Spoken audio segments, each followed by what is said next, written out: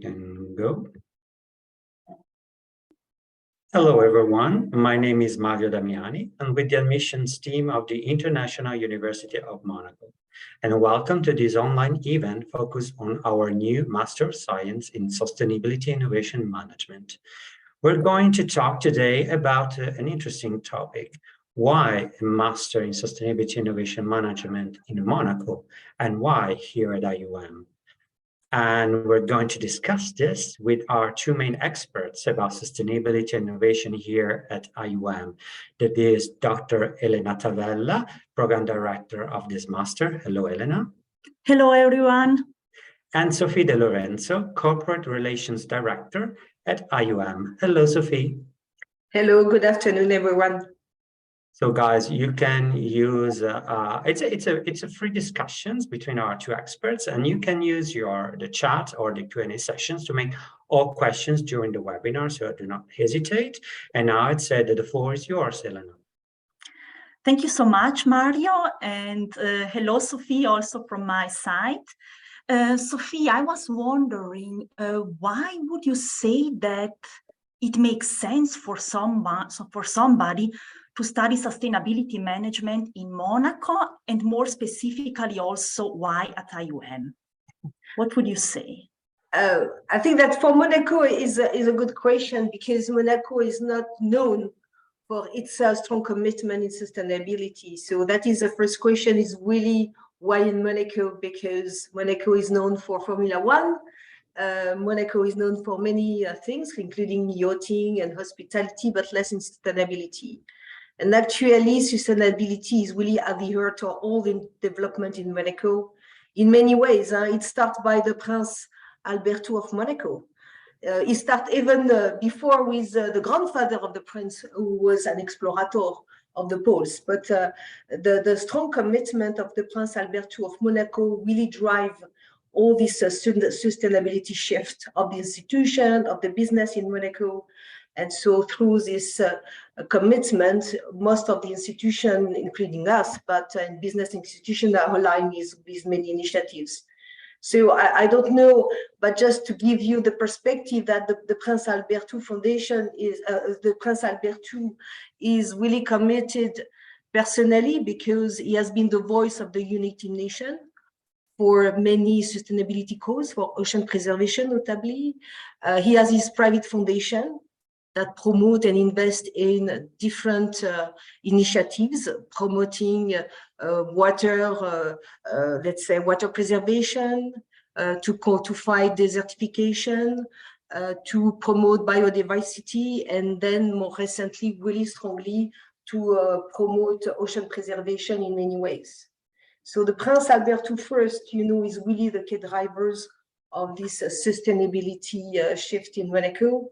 And then, of course, as you may know, Monaco is really known now for this fight against ocean threats. And so we organize, all these institutions organize once a year the Monaco Ocean Week, that gathers scientists, politicians, experts, business people, investors in the field of ocean. Recently, there was a new launch of an impact investment companies, called Ocean, with the support of the Prince Albert II Foundation and Monaco Asset Management, which is another partner of IUM. So impact investing is also starting to become stronger in the sense in Monaco. Under this, let's say, commitment, we have also most of the companies in Monaco that sign up the chart for the energy transition. So IUM, like most of the company here, they have to embrace this transition to sustainability. So they have all recruited or promote somebody in charge of the sustainability aspect of the institution.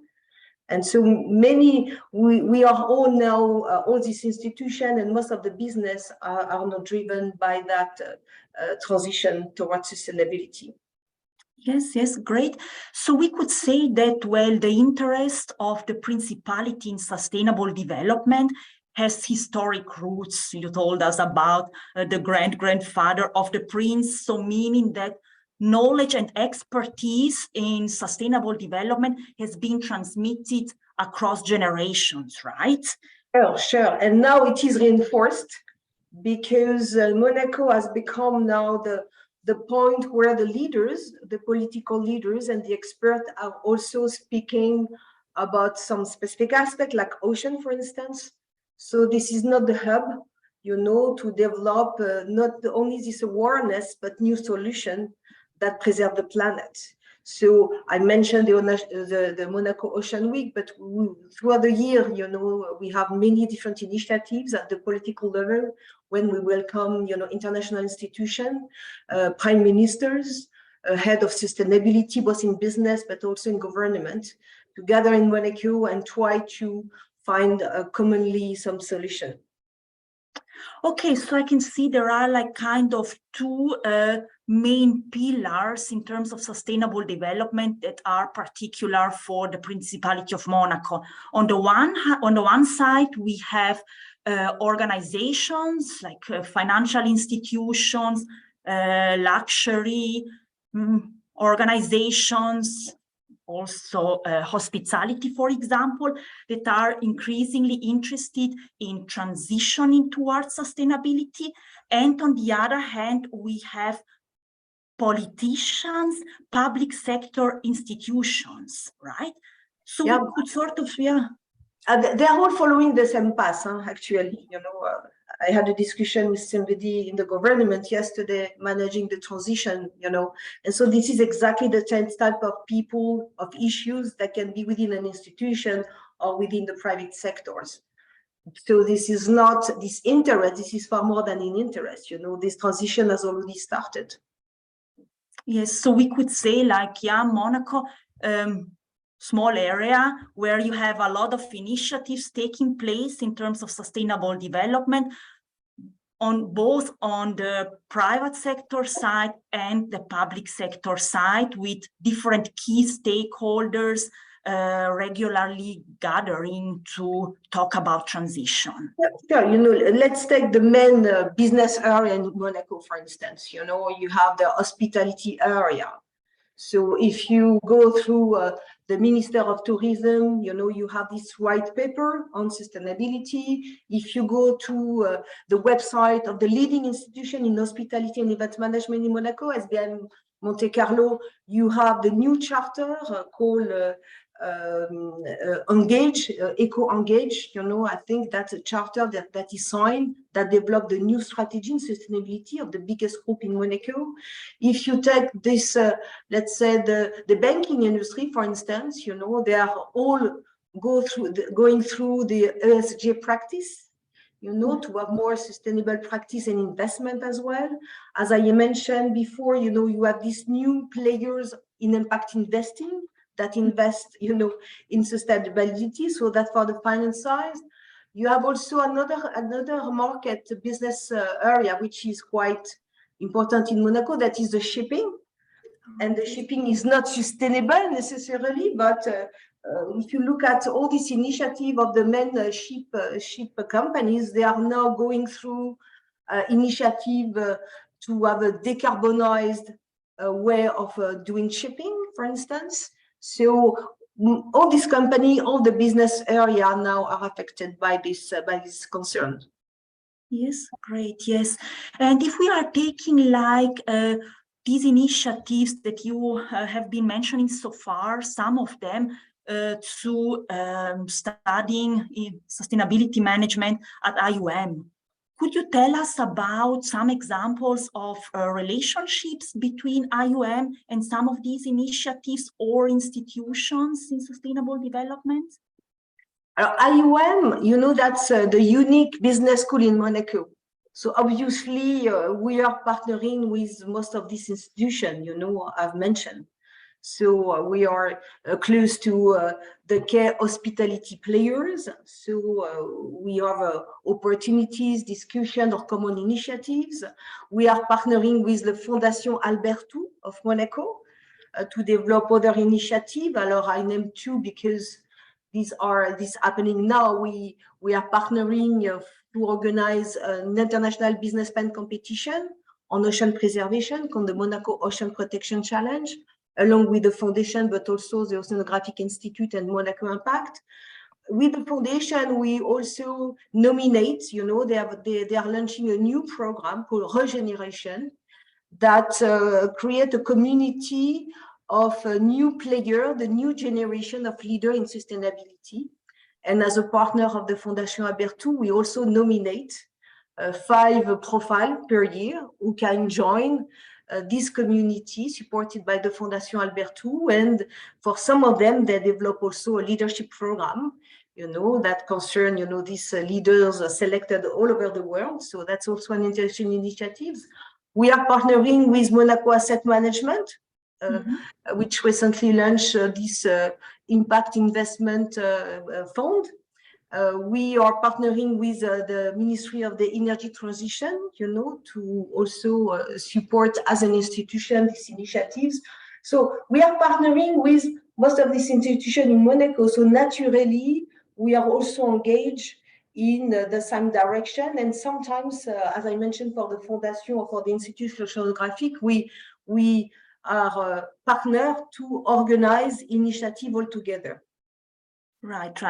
So basically, we can say that a student who studies sustainability management at IUM has the opportunity to learn about sustainability transition in different sectors or industry, we could say, like meaning like the shipping example, the yachting, the finance example, ocean protection, transport and mobility, and hospitality, right? Yes.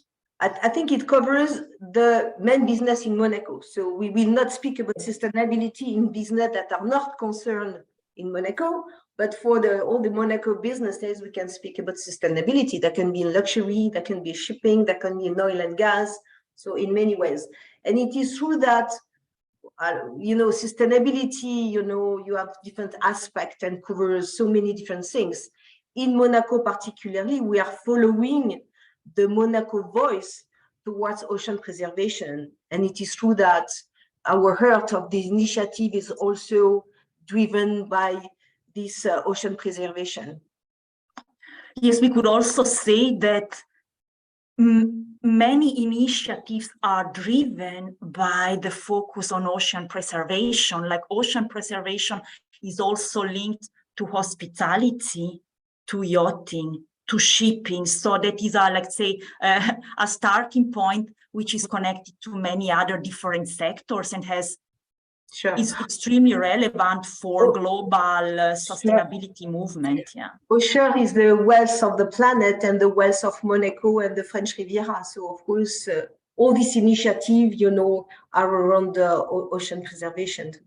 Yeah, I really liked what you said in the beginning regarding, it's interesting to study sustainability management in Monaco because it might not be expected. So if I may relate it to some of the literature and research we are working with, meaning that studying environments or organizations which need to combine conflicting objectives such as profit maximization, luxury, and sustainability is extremely interesting in terms of learning, meaning learning about successful practices towards sustainable transition. Sure.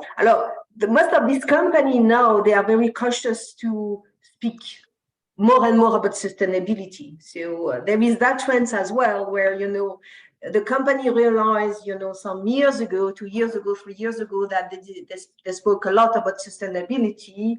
And then, it's a long route. So now they are more cautious to speak about sustainability.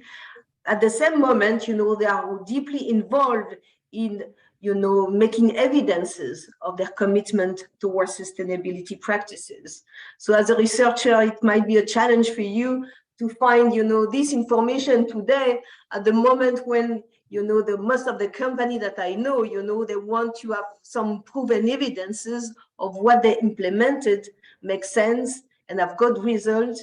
And there is also this key aspect, which is also a new type of job that can be also interesting for students, that the use of data to measure the impact of everything. So now, we have been discussing about data analytics, how important it is to manage data, collect data, use data in the decision-making process. But in that specific field, that's also interesting to think about how to use the relevant data to also measure your impact. And this is crucial now, in any type of initiatives, it starts by, where we are today, where we will be in 1 year, in 2 years, and to have relevant data to demonstrate the different step of improvement.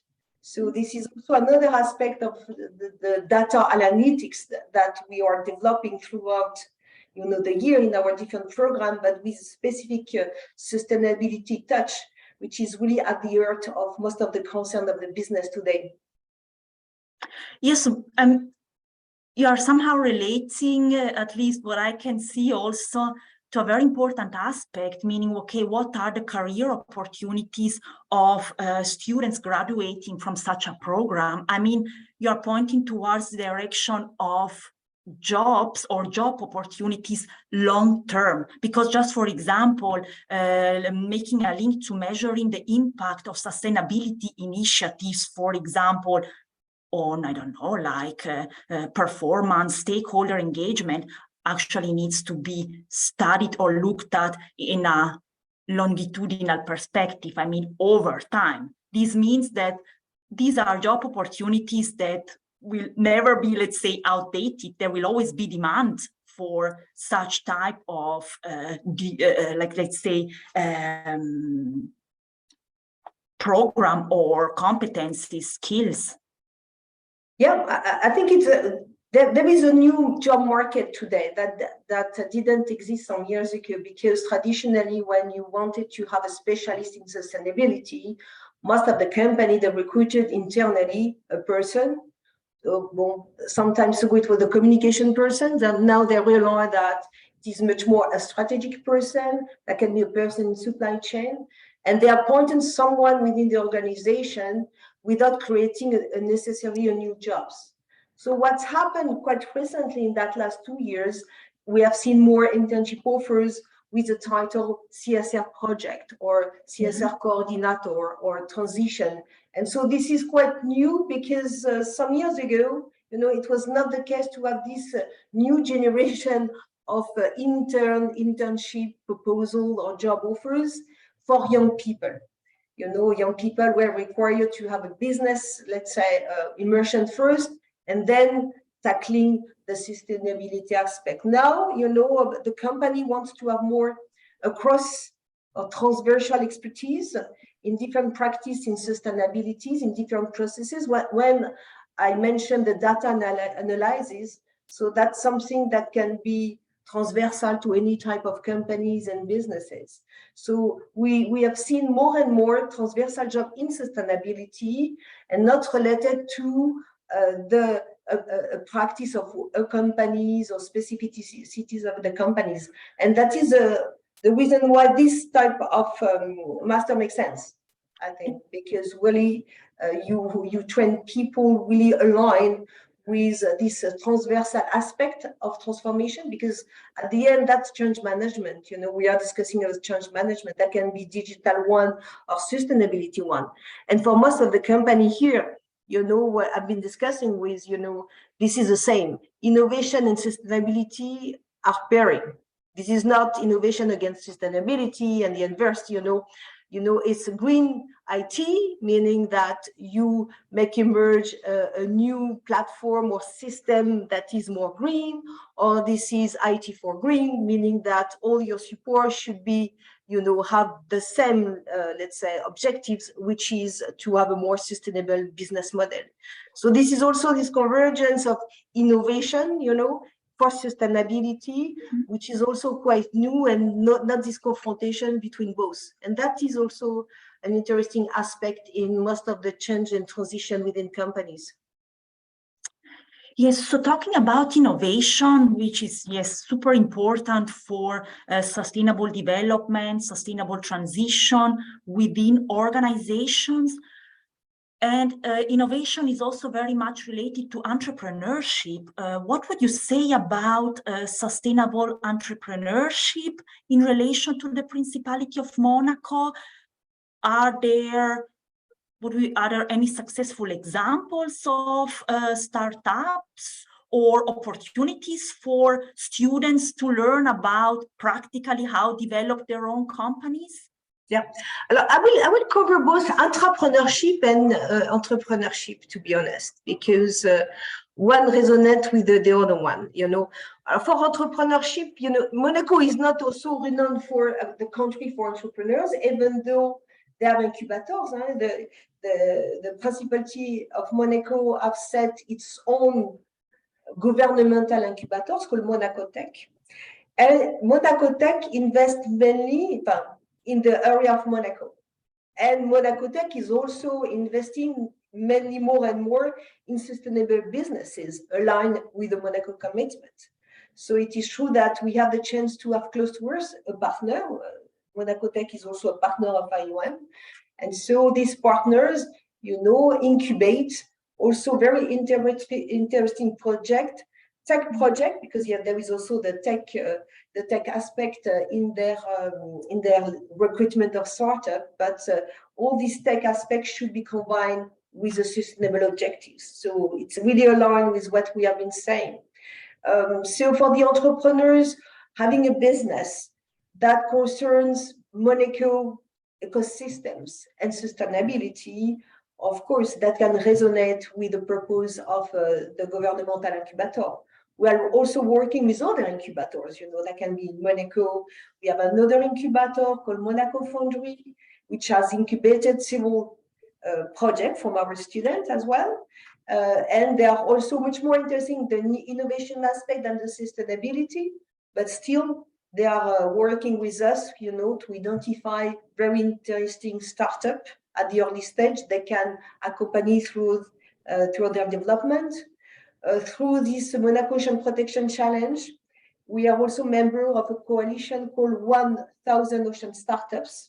And we are also discussing with incubators that are well-known incubators in Norway, in Canada, and that incubate also interesting startups that have the project on ocean. So this part is very important. This is not the main part, you know, I think, you know, in terms of possibilities. This is one part which is really strong here, because we have this relationship that allows students and start-upers to finalize their project with an incubation. But the entrepreneurship, you know, when I mentioned, you know, these new leaders in energy transition or digital and energy challenge, these are really entrepreneurs.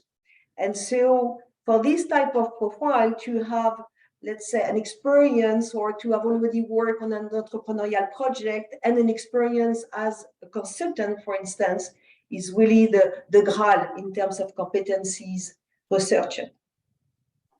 Yes, so for example, one key aspect here, and very interesting one, is that, for example, for a student who is interested in entrepreneurship, the student could apply with an own business model to the Ocean Protection Challenge, and then take it further to an incubation process, right? And together with the network of startups in and around Monaco, really get the support to put this startup into practice. In the field of ocean, I think that's the main thing that we can bring. Of course, you know, again, for the one interested in ocean preservation topics, you know, I invite them to look at the website 1,000 Ocean Startups. That is an international coalition supported by the World Economic Forum, and then you have the Monaco Ocean Protection Challenge, and there with all these incubators and the well-known incubators worldwide that incubate in this new startup. And you have also all these investors, venture capital companies that also invest in that field. So we are, you know, around that coalition of players that can really support the development of the good project. Yeah, great, very interesting. So if we could say, you know, to sum up, if I was a student interested in applying for this program, what would you say are the 3 key benefits that I would get from enrolling into this program? To have the chance to work in a small size environment, I think that this is something that Mario probably is selling a lot, but I think it's quite, if you have a project to develop, if you want to develop your entrepreneurial or intrapreneurial mindset, it is good to do it in an environment which is closed, and an environment which also looks like the Monaco environment, which is closed as well. You know, it's 2 square kilometers here. As I mentioned, you have the contact with all these institutions in Monaco around us. So the small size of IUM, the small size of Monaco makes also the journey a bit easier to build in a 10-month program, let's say. So you don't need to stay here for 10 years, really, to get the maximum of the networking activities, the conferences, and this discussion with professionals that normally it is taken when you live in the bigger cities. So I would say, first of all, you know, small size in Monaco, small size IUM, small size in Monaco, and this is also a bit ideal to study new matters like this and getting example. The second aspect is obviously to work on practical projects. I think that in terms of pedagogy, and if you speak about sustainability innovation, there is a bit of theory, Elena, of course. We need people like you, and we will people like our professor really to speak about innovation and sustainability, but at IUM particularly, this experiential learning aspect is really key. And in that program, it is even more important. You need to work on projects. You need to develop your mindset as an entrepreneur, you know, entrepreneur. You need to work in teams to find solutions linked to innovation and sustainability. So this practical aspect, for me, that's also the second advantage of studying here. Yes, and the last one would be, Monaco is international, but you know, I don't think that most of the careers will be in Monaco, but from Monaco, from our network outside, you know, in sustainability, I think that you can have connection from Monaco, but to the different part of the world. So this is also quite unique, I think.